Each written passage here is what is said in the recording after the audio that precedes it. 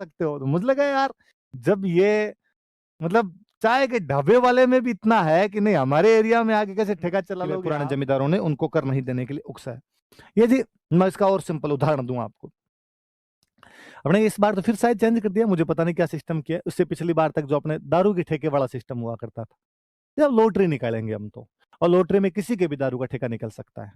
और अक्सर अपने अखबारों में पढ़ते थे कि सब्जी का ठेला लगाने वाले के निकला दारू का ठेका, या किसी गरीब आदमी के निकला दारू का ठेका।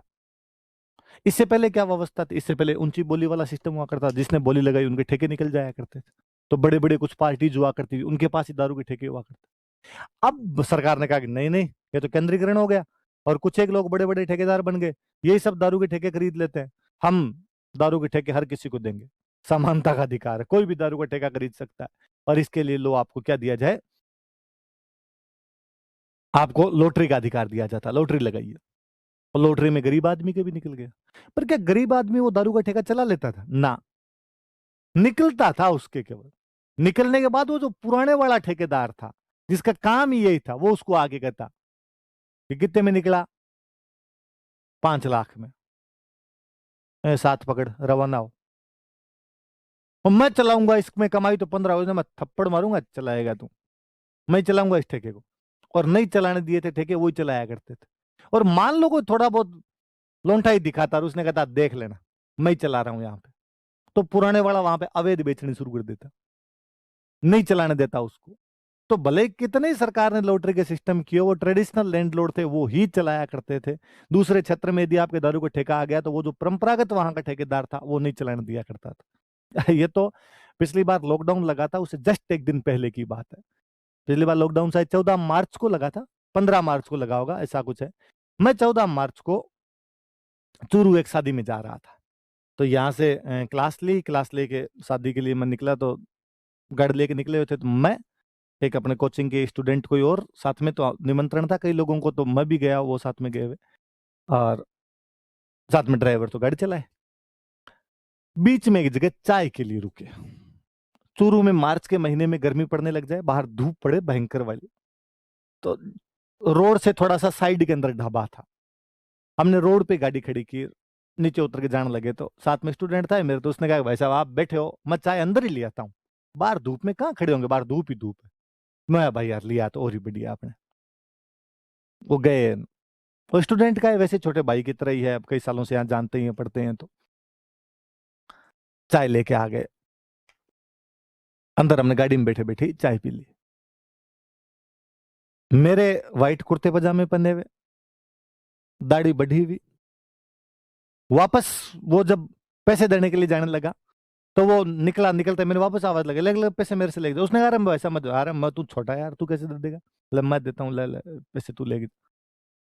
मैंने उसको वापस बुला के पैसे दिए, वो दुकान वाले को दे के आया। दुकान वाले ने नोटिस किया कि वो दाढ़ी वाला आदमी जो व्हाइट कुर्ते पजामे में, वो गाड़ी के अंदर ही बैठा है। पैसे भी उसने निकाल के दिए, RJ14 जयपुर नंबर की गाड़ी है। तो जब पैसे देके वापस आने लगा, तो उसको वापस बुलाया दुकान वाले ने कि इधर आओ, इधर आओ, इधर आओ, इधर आओ। हाँ, कि ठेका हमें दे दो। तो उसने कहा कौन सा? कहा देखो जयपुर के हो, यहाँ नहीं चला पाओगे इस इलाके में, यहाँ हम ही बेचेंगे। उससे क्या, थोड़े दिन पहले दारू के ठेकों की नीलामी हुई थी, और उस दुकान वाले को ये लगा कि इस जयपुर के बंदे को दारू का ठेका निकला है, अपने शकल से लगते ही इसमें अपने कोई दिक्कत ही नहीं है, एकदम वैसे ही लगते हैं। तुझे लगा ये जो अंदर बैठा है ये ठेकेदार है कोई, साथ में अपने एक दो भाई बंधु और लेके आया है, और इनके दारू का ठेका निकला है, और ये उस ठेके को एक्वायर करने के लिए या खोलने के लिए जाते होंगे।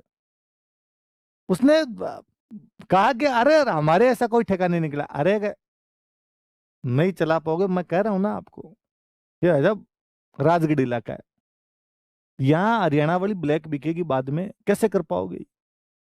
उसने मुश्किल से पिंड छुड़ाया, अरे नहीं है, सोगन है हमारे, हम कोई ठेका नहीं, हम ब्याह में जाके आ रहे हैं आके, और शाम को वापस निकलेंगे, तेरे को वापस दिखा जाएंगे, ब्याह में लाडू ले आएंगे तेरे लिए और दे के जाएंगे। तब उस दुकानदार को विश्वास, और फिर भी विश्वास क्या हुआ, वो वापस आया तो हंसते भी आया, तो मैं क्या हुआ रे, वापस क्यों बुलाया इसने तेरे को?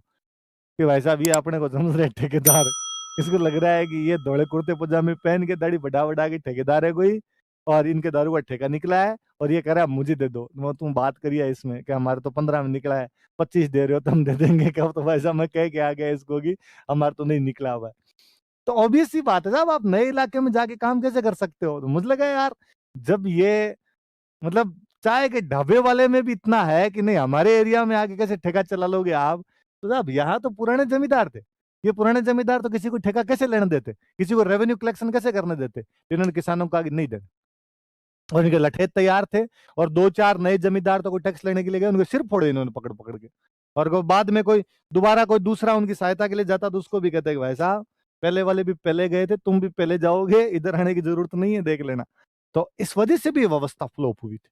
ये व्यवस्था फ्लॉप हुई तो अंग्रेजों की एक बात बहुत अच्छे से समझ में आई कि नए जमींदारों से पार नहीं पड़ेगी। तो 5 साल तो जैसे तैसे व्यवस्था चलाई, 72 से 76 5 साल हो गए। 76 में इस व्यवस्था को चेंज किया और उन पुराने जमींदारों को ठेके दिए। दिए तो ऊंची बोली वाले के आधार पर ही, पर पिछली बार तो बोली में पुराने जमींदारों को शामिल ही नहीं किया था। इस बार पुराने जमींदारों का ले लो रे, अब तुम ही ले लवा लो, ठीक है तुम ही ला सकते हो, वरना औरों से पार नहीं पड़ेगी। और पर 1 साल का ही ठेका देंगे तुम, ज्यादा नहीं देंगे, एक एक साल के ठेके दिए जाए। उनको डर लगता था कि यार ज्यादा लंबे टाइम के लिए ठेके दिए तो ये लोग हमारे खिलाफ विद्रोह वगैरह कर सकते हैं, इनकी स्थिति ज्यादा मजबूत हो सकती है। तो 1776 में इस व्यवस्था को 1 साल के ठेका सिस्टम में बदला गया, और इस बार पुराने जमींदारों को ठेके दिए गए थे। लाइन छोड़ के लिखो, ये कारण हो गए, लाइन छोड़ के लिखना।